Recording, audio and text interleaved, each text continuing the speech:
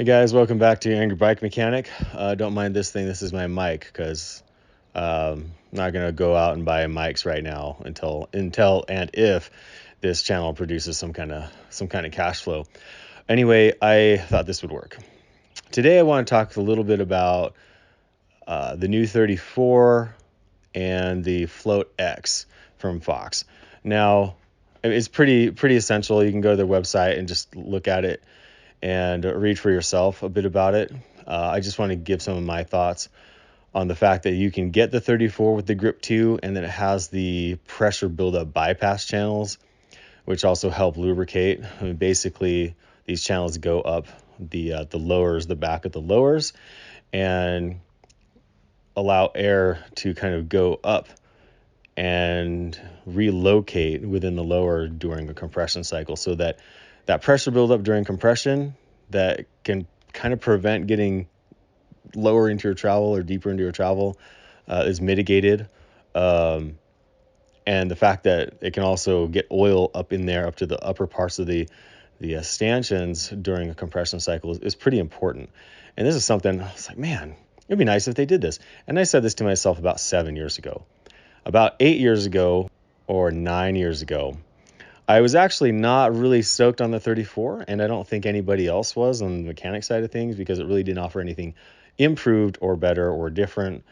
And they introduced the CTD about the same time, which, as we know, left a lot of people disillusioned. And the following season, and we all rode Pikes because they were just so much better. Not only did they ride better, they were higher in the travel, and the Charger damper was amazing. And it was easy to service compared to getting into a Fox Fit damper.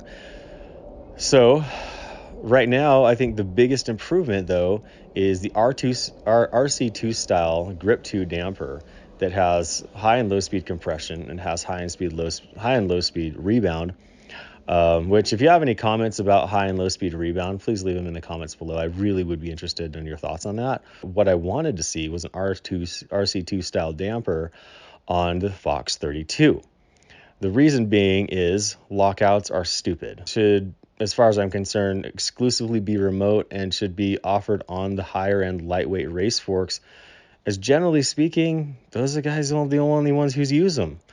I don't use one. Most people riding trail forks don't use a lockout. And the fact that it was offered all the way up into the 36, I just think that was kind of the most ridiculous idea. Probably get some hate for saying that, but lockouts are dumb. Lockouts have a place in the cross-country race circuit, and maybe if you're standing up and sprinting on your enduro uphill, nobody is really reaching down and changing that lever. So on top of that, in impacts, I see these lockout levers shear during an impact with the upper, so essentially the crown on the drive side.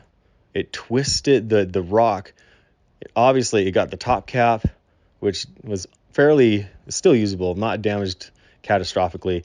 Got the crown a little bit, but it grabbed the lockout lever, swung it all the way back, and broke off a piece here. Now, the piece that right here, there should be a little piece sticking out at 90 degrees, a little shaft, a little adjuster shaft, and it's broke off.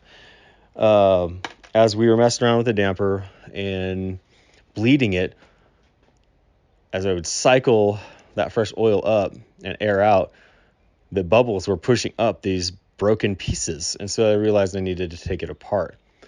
And that had everything to do with that lockout lever getting twisted beyond its adjustment edge and just shearing the adjustment rod on the inside. So if you're getting a $400 bike and someone's trying to sell you on the fact that the fork that comes with that cost $50 has a lockout, we don't need them.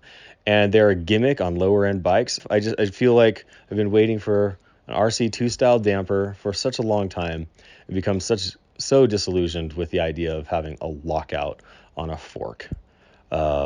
Moving on, I think that the bypass channels that Fox built into 34, very smart. Going back to the DPX2, while I think it's a phenomenal shock, something was off in the engineering spec. Either the bore was off on the piggyback reservoir, or the IFP, something about the IFP was off. But the fact that we're seeing so many of these needing a damper rebuild after 70 hours, i.e. my light damper rebuild, which replaces essentially 3 seals and the air valve pellet on the IFP, 70 hours is not long enough for these things to hold up. And for Fox, an IFP, that's one of their most outstanding pieces on their shocks. They hold up for a very long time, typically, not for the DPX2. So I believe last year Fox introduced the Float X, reintroduced it. I think the Float X has been used several times now as far as the brand.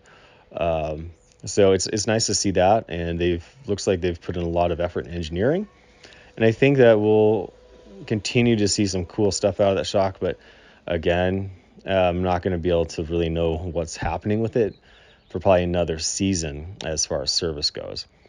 But expect some feedback from me on that later on. Those are my thoughts. Go out to ridefox.com, check out what they're doing with the 34 and the Float X, and hopefully your next bike will be spec'd with that.